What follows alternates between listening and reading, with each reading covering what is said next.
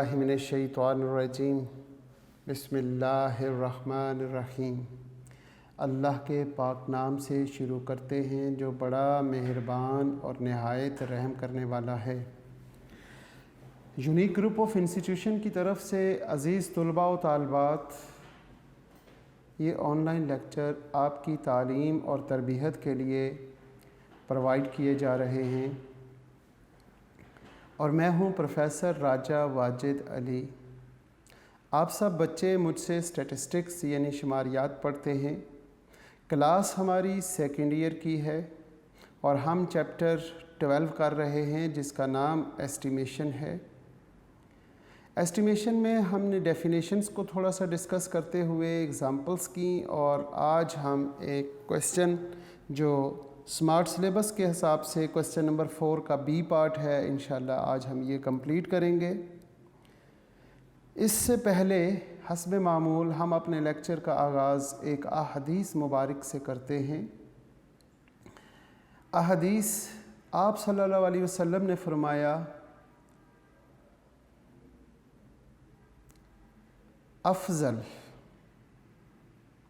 सबसे बेहतरीन, अफ़ज़ल आमाल सबसे बेहतरीन अमल ला इलाहा इल्लल्लाह है व अफ़ज़ल दुआ, और अफ़ज़ल दुआ इस्तग़फ़ार है। इस हदीस में अल्लाह के प्यारे नबी हज़रत मोहम्मद सल्लल्लाहु अलैहि वसल्लम ने हम पर एहसान किया और हमें ये बताया कि इस कायनात में जो सबसे बेहतरीन अमल है वो है ला इलाहा इल्लल्लाह पढ़ना, ला इलाहा इल्लल्लाह कहना कि अल्लाह के सिवा कोई माबूद नहीं। ये सबसे बेहतरीन अमल है, इससे बेहतर अमल कोई और नहीं है। और दुआओं में सबसे बेहतरीन दुआ इस्तग़फ़ार है।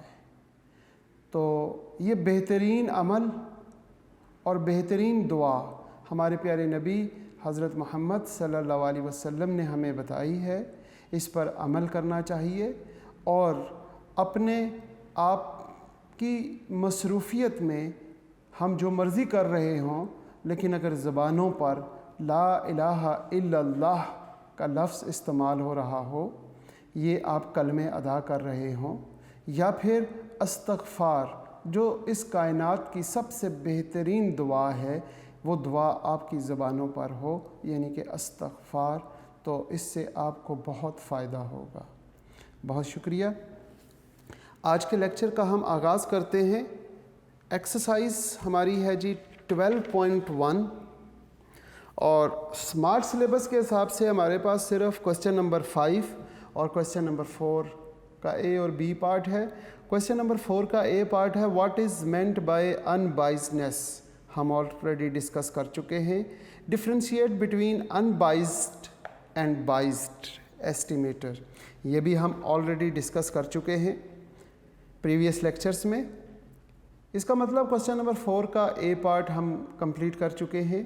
क्वेश्चन नंबर 4 का बी पार्ट, अगर हम क्वेश्चन नंबर 4 के बी पार्ट की जानिब चलें तो वहाँ पे लिखा हुआ है a finite population consist of the number 3, 5, 7 और 9, 3, 5 और 7, 9। क्वेश्चन नंबर 4 का ए पार्ट हम कंप्लीट कर चुके हैं। क्वेश्चन नंबर 4 के बी पार्ट की जानिब चलते हैं। A finite population consist of the number 3, 5, 7 and 9। हमारे पास जो पॉपुलेशन है वो है 3, 5, 7 और 9, और ये है क्वेश्चन नंबर 4 और उसका बी पार्ट। क्वेश्चन नंबर 4 के बी पार्ट में हमारे पास जो पॉपुलेशन है वो है 3, 5, 7 और 9। इसके साथ हम बात करते हैं पॉपुलेशन साइज़ की। It is denoted by capital N और कैपिटल एन को हम काउंट कर लेते हैं यहाँ से 1 2 3 4, ये हमारे पास 4 है। सैंपल साइज क्वेश्चन में गिवन है और वो है 2। पढ़ेंगे question. A finite population consists of the number 3, 5, 7 and 9. Take all possible sample size 2, which can be drawn with replacement, और सैम्पलिंग है जी with replacement के साथ। यहाँ तक जब उसने बात बता दी कि सैंपल है और ड्रॉ करने हैं, take all possible sample size, तो जो चीज़ हमने प्रूफ करनी है उसको तो हम बाद में देखते हैं, पहले हम सैंपल बना लें। और सैंपल में उसने कहा forming the sampling distribution of X bar and S square. X bar का formula summation x over N और एस स्केयर का फार्मूला है summation X minus X bar का whole square over N. X bar is a unbiased estimator और capital S square is a biased estimator। हम इसको proof करने की तरफ चलते हैं। सबसे पहले यहाँ पे हम वैल्यूज़ लिखेंगे।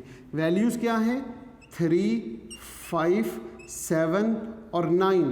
3 का स्केयर जी 9 हो गया, ये 25 हो गया, ये 7 का स्केयर जी 49 और 8 का स्केयर 9 का square 81।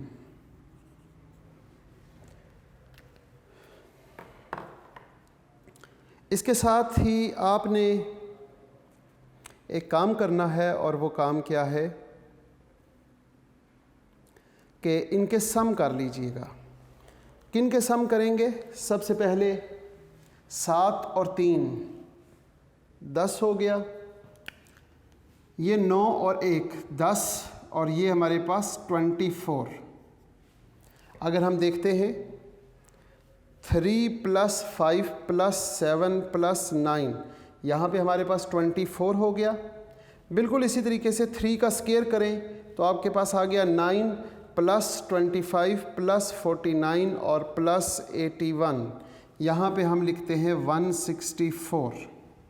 Population mean mu, population का mean it is denoted by mu और इसका फार्मूला क्या है? Summation x over capital N. Summation x है जी 24 और कैपिटल एन 1 2 3 4। आपने 24 को 4 पे डिवाइड करना है।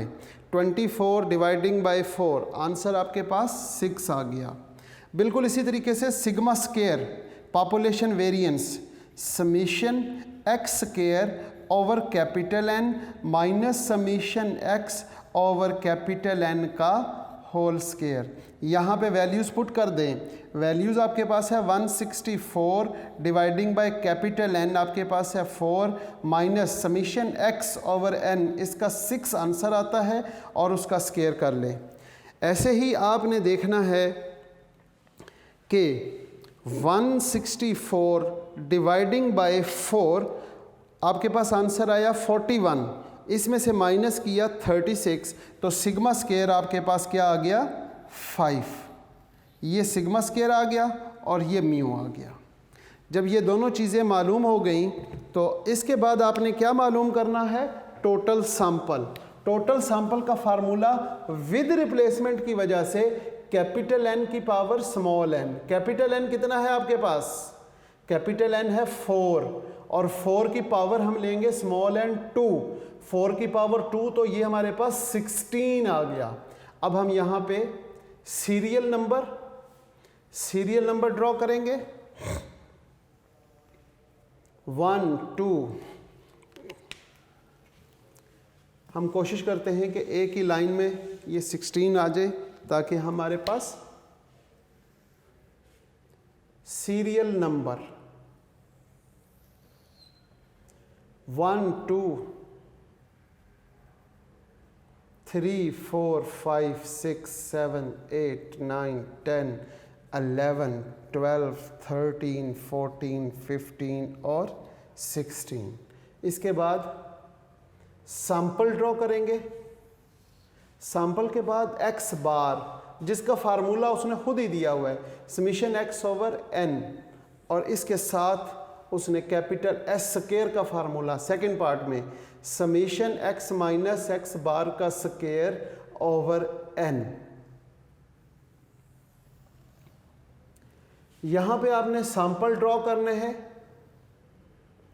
उसके बाद उन सैंपल्स का मीन मालूम करेंगे और मीन के बाद हम मालूम करेंगे उनका वेरिएंस।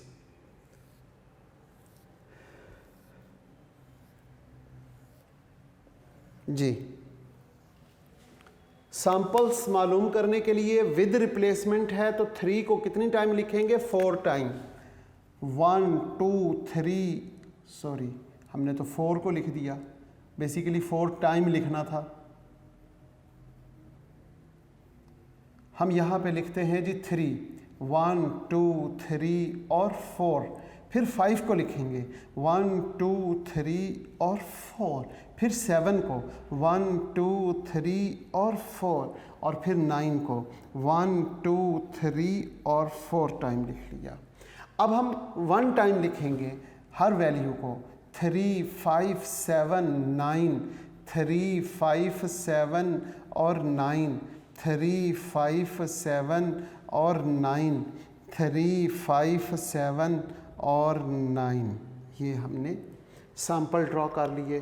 जब हम सैंपल ड्रॉ कर लेंगे तो फिर सैंपल का मीन मालूम करेंगे। सैंपल का मीन कैसे मालूम करते हैं? सैंपल का मीन दोनों को जमा कर लें और 2 पे डिवाइड कर दें। 3 + 3 6, 6 को जब आप 2 पे डिवाइड करेंगे तो 3 आ जाएगा। 5 6 7 8, 8 का मतलब हो गया 4, 7 8 9 10, ये 5, 9 10 11 12, ये 6 हो गया। इसके बाद 5 6 7 8, ये आपके पास 4 हो गया, ये 5 हो गया, 7 3 10 और 2 12, 6, 9 10 और 14 7, 7 8 9 10, यहाँ पे आ गया 5, ये 6 और ये 7, 9 और 1 10 और 6 16 और ये 8, 9 10 11 12, 6 7 8 और 9, ये आपके पास सैंपल मीन ड्रॉ हो गए। अब आपने मालूम करना है सैंपल वेरिएंस। सैंपल वेरिएंस कैसे मालूम करेंगे? 3 - 3 फार्मूला यहाँ पे लिख देता हूँ शॉर्टकट, x1 - x2 इसका ले लेंगे स्केयर और डिवाइडिंग बाय किस पे करेंगे? 4 पे। 3 - 3 0, 0 का स्केयर 0, डिवाइडिंग बाय 4, आंसर क्या आया? 0। 3 3 0, 5 5 भी 0, फिर 7 7 0, फिर 9 9 0। जो सेम नंबर होते हैं उनका वेरिएंस 0 होता है। 3 - 5, 3 में से 5 माइनस करें तो 4 5, -2 का स्केयर 4 और 4 ओवर 4 1, 3 5 का 1, 5 3 का भी 1 हो गया।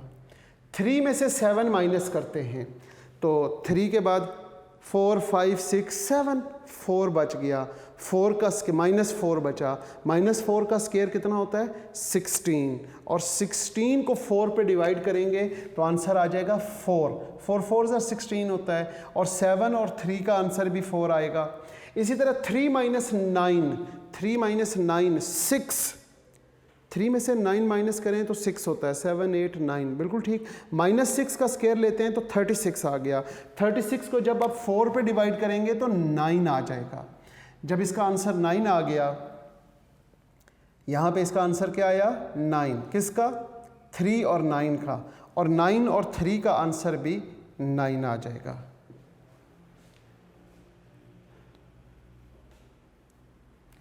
फाइव - 7 6 7, 2 - 2 का स्केयर लिया, +4, 4 ओवर 4, आंसर 1 आ गया। 5 और 7 का, और 7 और 5 का आंसर 1 होगा। 5 - 9, जब आपने 5 में से 9 माइनस किए तो 6 7 8 9, 4 बच गया, -4 का स्केयर लेंगे आप, -4 का स्केयर 16, और 16 को फिर डिवाइड करेंगे तो वो 4 आ जाएगा। 5 और 9, 9 और 5, इसका आंसर 4 आ जाएगा। अब हम देखते हैं 7 माइनस 9, 7, 8 और 9, 7 से माइनस माइनस किए 9 तो -2 का स्क्वायर 4, 4 ओवर 4 1, ये हमारे पास कंप्लीट हो गया। अब हमने क्या मालूम करना है, नंबर 2 पॉइंट से। नंबर वन हम मालूम करते हैं sampling distribution of sample mean, sampling distribution of sample mean x bar, formula क्या है, समेशन x ओवर n। और नंबर 2 पे हमने क्या मालूम करना है, नंबर 2 पे मालूम करना है sampling distribution of sample variance s square, और फार्मूला क्या है, समेशन x माइनस x बार का स्क्वायर ओवर n। इन दोनों की डिस्ट्रीब्यूशन मालूम करनी है। अब हम इन दोनों की डिस्ट्रीब्यूशन कैसे मालूम करेंगे, यहाँ पे सबसे पहले कॉलम बनेगा s स्क्वायर का, टैली कर लेंगे फ्रीक्वेंसी, रिलेटिव फ्रीक्वेंसी और मीन मालूम करने के लिए। सबसे पहले यहाँ पे x बार, क्योंकि x बार की बात हो रही है, यहाँ पे tally frequency, relative frequency of x bar into f of x बार।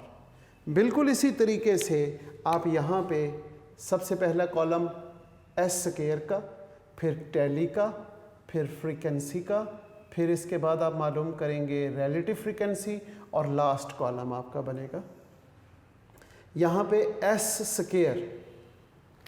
इसके बाद क्या है जी, टैली, फिर frequency, relative frequency of s square और s square into s square, यानी कि मीन मालूम करना चाहते हैं s स्क्वायर। मीन के कॉलम में देखें जी, आपके पास वैल्यूज़ है 3, 4, 5, 6, 7, 8 और 9, ये वैल्यूज़ है। इनको टैली कर लेते हैं।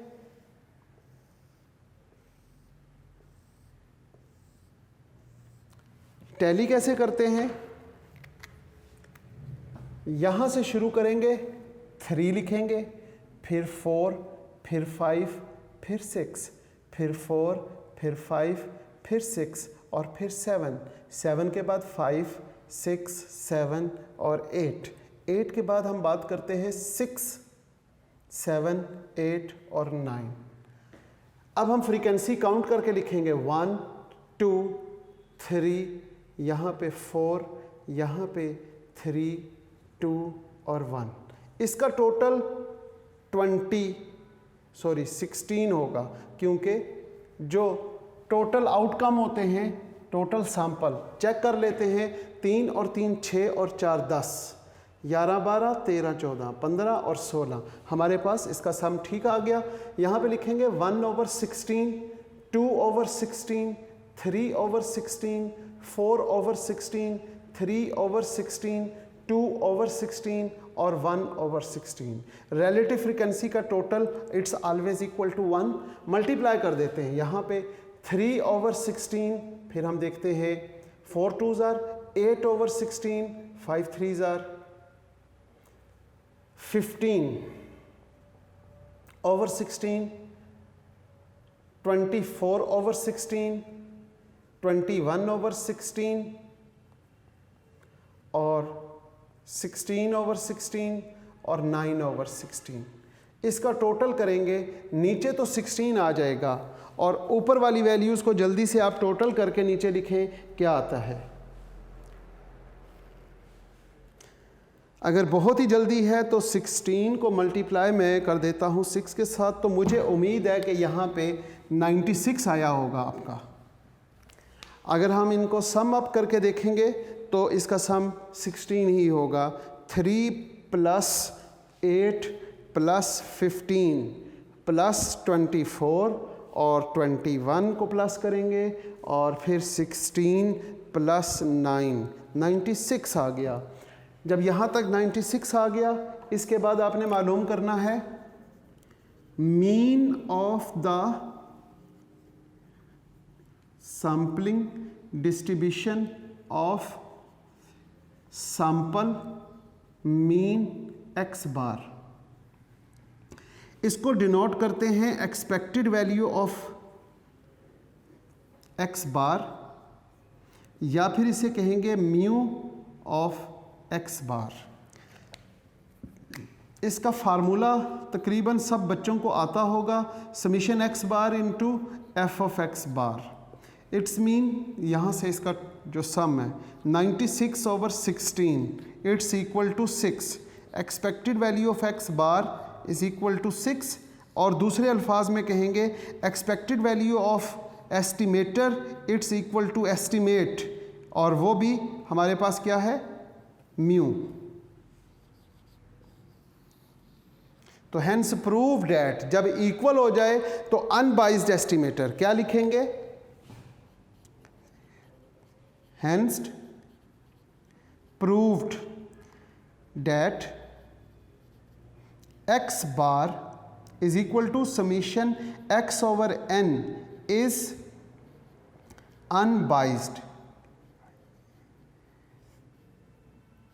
Unbiased estimator of population mean mu. ये जो x बार है ये unbiased estimator of population mean mu है। यही बात हमने प्रूफ करनी थी। नंबर 2 पे हमने प्रूफ करना था variance is a biased estimator. तो यहाँ पर हम बात करते हैं एस स्क्वायर की। 0 है, 1 है, 4 है और 9 है। 0 को टैली कर लें जी। टैली करने का वही तरीका है हमारे पास, वो क्या है, यहाँ से शुरू करेंगे 0, 1, 4 और 9। फिर इसके बाद हम बात करेंगे 1, फिर 0, फिर 1, फिर 4, 4 के बाद फिर 4, फिर हमारे पास आ गया 1 और फिर 0, फिर 0 के बाद 1 आ गया, 1 के बाद 9 आ गया, 9 के बाद 4 आ गया, 4 के बाद फिर 1 और फिर 0।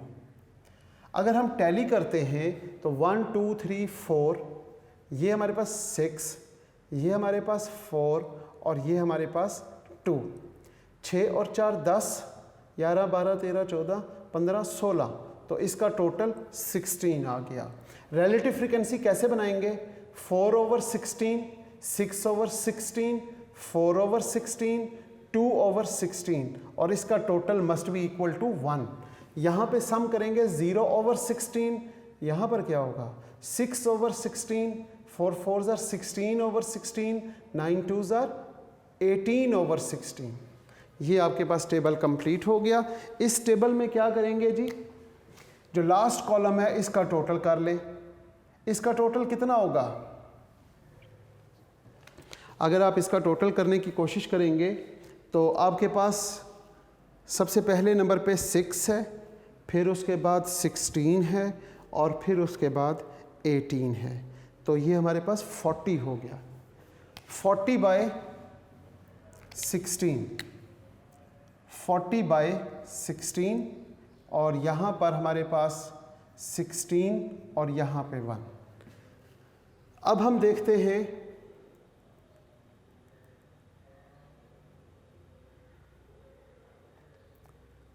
मीन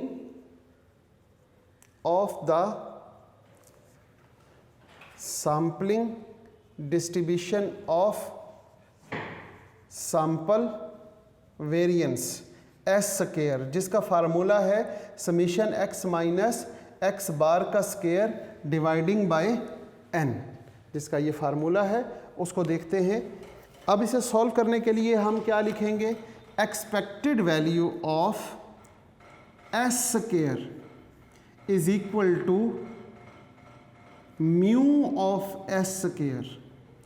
यहाँ पे इसका फार्मूला क्या होगा, यहाँ पे इसका फार्मूला होगा expected value of s square is equal to summation s square f of s square, और यहाँ पर हमारे पास 40/16, और expected value of s square किसके इक्वल आया? 40/16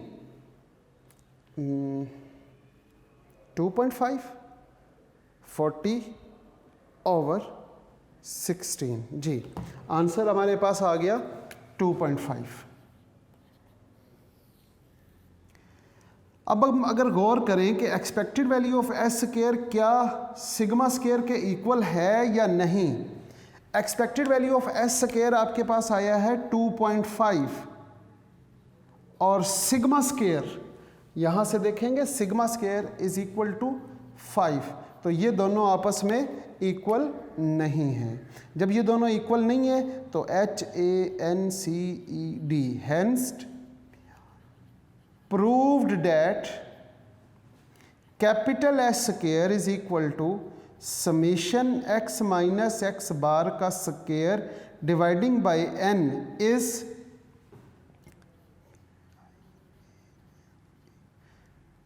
biased estimator of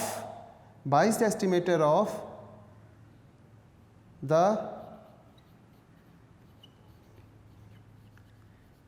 population variance sigma square. तो पॉपुलेशन वेरिएंस सिग्मा स्क्वायर का ये बाइज्ड एस्टिमेटर होता है। तो इसी तरह ये हमारे पास जो क्वेश्चन है ये प्रूफ हो गया कि कैपिटल एस स्क्वायर जो है वो biased estimator of the population variance है, और मीन जो है सैंपल मीन वो unbiased estimator of population mean है। ये था आज का हमारा क्वेश्चन जिसमें हमने 4 के बी पार्ट को प्रूफ किया, दोनों की दोनों बातें। इंशाल्लाह उम्मीद करता हूँ कि ये आज के लेक्चर में आप सब बच्चों को ये कंप्लीट समझ आ चुका होगा। इसी के साथ आज के लेक्चर का इख्तिताम करते हैं। इंशाल्लाह नेक्स्ट लेक्चर में मुलाकात होगी नए क्वेश्चन के साथ। इस दुआ के साथ इख्तिताम करते हैं कि अज़ीज़ तुलबा व तालबात आप जहाँ रहें खुश रहें, सलामत रहें, ईमान वाली और सेहत वाली ज़िंदगी अल्लाह पाक आपको अता करे। आमीन। अल्लाह हाफ़िज़।